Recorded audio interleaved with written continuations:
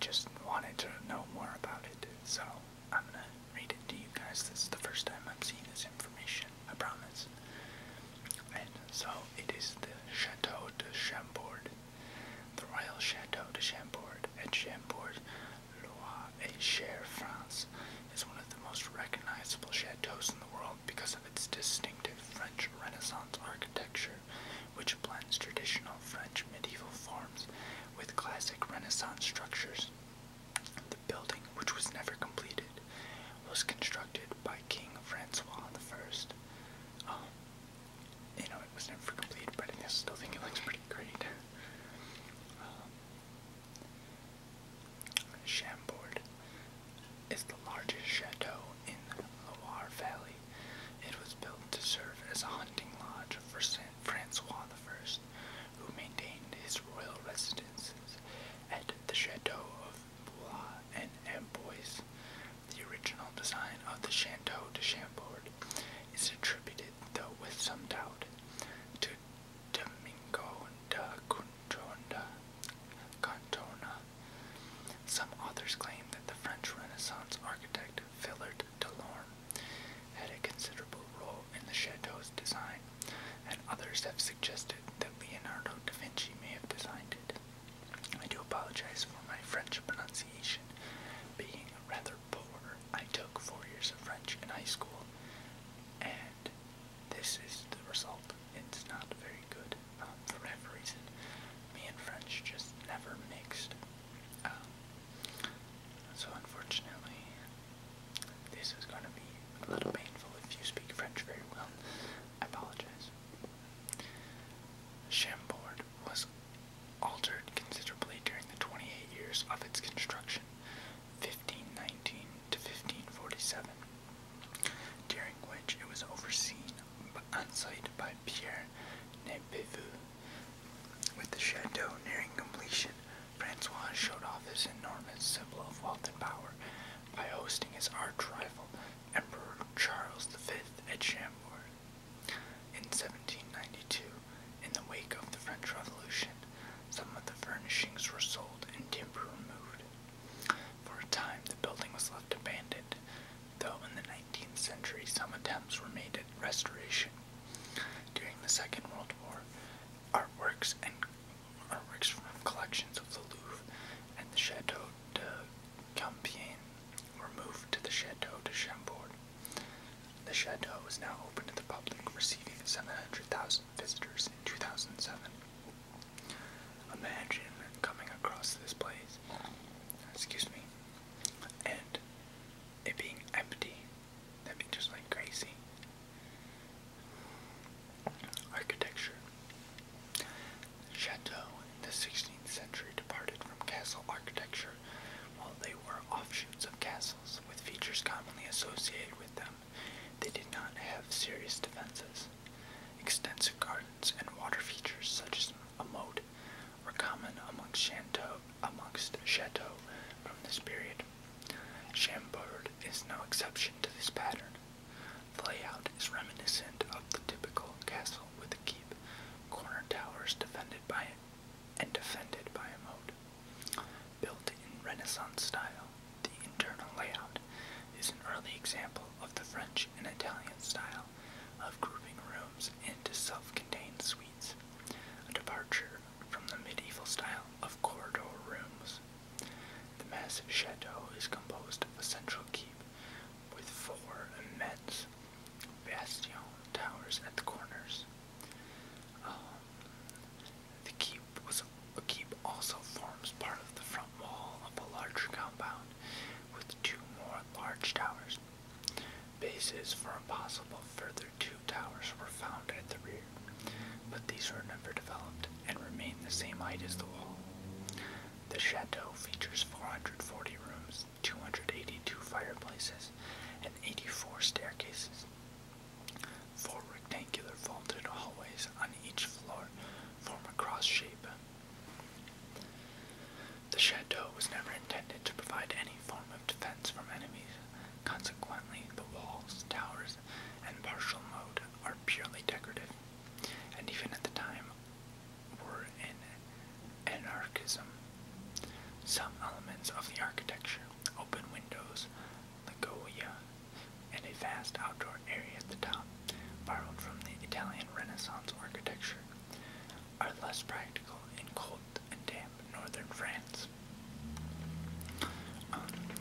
The roof escape of Chambord contrasts with the masses of its masonry and is often compared with the skyline of a town. It shows 11 kinds of towers and 3 types of chimneys without symmetry, framed at the corners by the massive towers. The design parallels are northern Italian and Leonardesque. Writer Henry James remarked that the towers and cupolas, the gables, the lanterns, the chimneys, look more like the spires of a city than the salient points of a single building. One of the architectural highlights is a spectacular double helix open staircase that is the centerpiece of the chateau. The 2 helices ascend the 3 floors without ever meeting, illuminated from above by a sort of lighthouse at the highest point of the chateau. There are suggestions that Leonardo da Vinci may have designed the staircase, but this has not been confirmed. Writer John Evelyn said of the staircase, it is devised with 4 entries or ascents, which cross one another, so that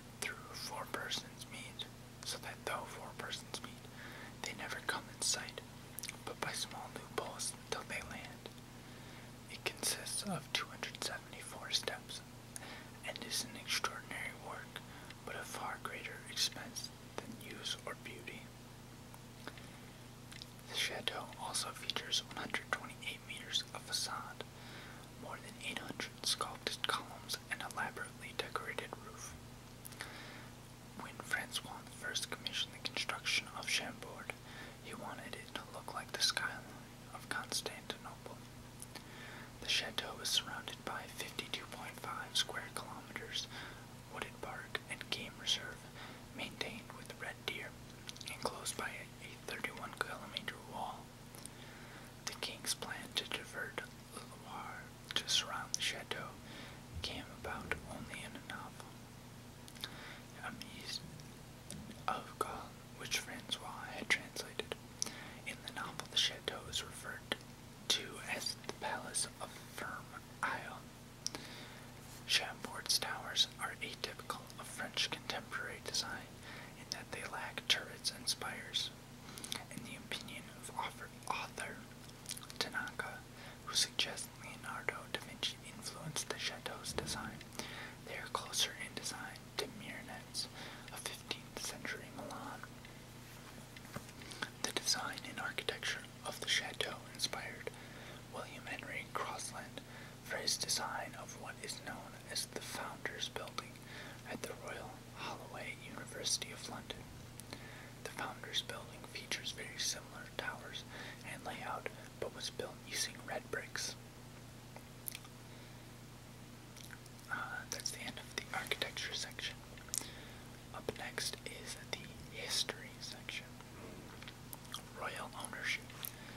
Who designed Château Chambord is a matter of controversy. The original design of the Château de Chambord is attributed, with several doubts, to D'Amico da Contorno, whose wooden model for the design survived long enough to be drawn by André Philippine in the 17th century.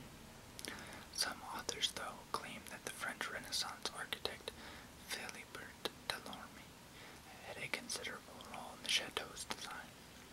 In 1913, Marcel Raymond suggested that Leonardo da Vinci, a guest of Francois at Clos-Luce near Amboise, was responsible for the original design, which reflects Leonardo's plans for a chateau at Romontine for the king's mother, and his interest in the central planning and double helical staircases. The discussion had not yet concluded. Regardless of who designed the chateau, on the 6th of September 1519, Francois Pombrand was ordered to begin construction of Château Chambord. The work was interrupted by the Italian War of 1521 to 1526, and work was slowed embezzling royal funds and difficulties in laying the structure's foundations. By 1525, the walls were barely above ground level. Building resumed in September 1526, at which point 1,800 workers were employed building the chateau. At the time of the death of King Francois I in 1547, the work had cost 444,000 livres. The chateau was built to act as a hunting lodge for King Francois I. However, the king spent barely 7 weeks there in total, comprising short hunting visits, as the chateau had been constructed with the purpose of short stays. It was actually not practical to live there on a long-term basis. The massive rooms, open windows, and high ceilings meant heating was impractical. Similarly, as the chateau was not surrounded by a village or estate, there was no immediate source of food other than game. This meant that all food had to be brought with the group, typically numbering up to 2,000 people at a time. As a result of all of the above, the chateau was completely underfurnished. During this period, all furniture, wall coverings, eating implements, and so forth were brought specifically for each hunting trip, a major logistical exercise. It is for this reason that much furniture from the era was built to be dismantled to facilitate transportation. After Francois died of a heart attack in 1547, the chateau was not used for almost a century. For more than 80 years after the death of King Francois I, French kings abandoned the chateau, allowing it to fall into decay. Finally, in 1639, King Louis XIII gave it to his brother, Gaston de Orleans, who saved the chateau from ruin by carrying out much restoration work. King Louis XIV had the great keep restored and furnished the royal apartments. The king then added a 12,000 horse stable, enabling him to use the chateau as a hunting lodge and a place to entertain a few weeks each year.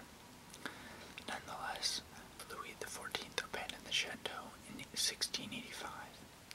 From 1725 to 1713, Stanislas Leczian, the deposed king of Poland and his father-in-law of King Louis XV, lived at Chambord. In 1745, as a reward for valor, the king gave the chateau to Maurice de Saxe, Marshal of France, who installed his military regiment there. Maurice de Saxe died in 1750, and once again the colossal chateau sat empty for many years. French Revolution and Modern History. In 1792, the revolutionary government ordered the sale of the furnishings. The wall panelings were removed, and even the floors were taken up and sold for the value of their timber, and according to M. de Lisieux, the panel doors were burned to keep the rooms warm during the sales. The empty chateau was left abandoned until Napoleon Bonaparte gave it to his subordinate, Louise Alexandre Berthier. The chateau was subsequently purchased from his widow for the infant Duke of Bordeaux, Henry Charles d'Anjou, who took the title Comte de Chambord. A brief attempt at restoration and occupation was made by his grandfather, King Charles X, but in 1830 both were exiled. In Utrecht-Mer, a pilgrimage beyond the sea, published in the 1830s, Henry Wadsworth Longfellow remarked on the dilapidation that had set in. All is mournful and deserted. The grass has overgrown the pavement of the courtyard, and the rude sculpture upon the walls is broken and defaced. During the Franco-Prussian War, the chateau was used as a field hospital. The final attempt to make use of the cloth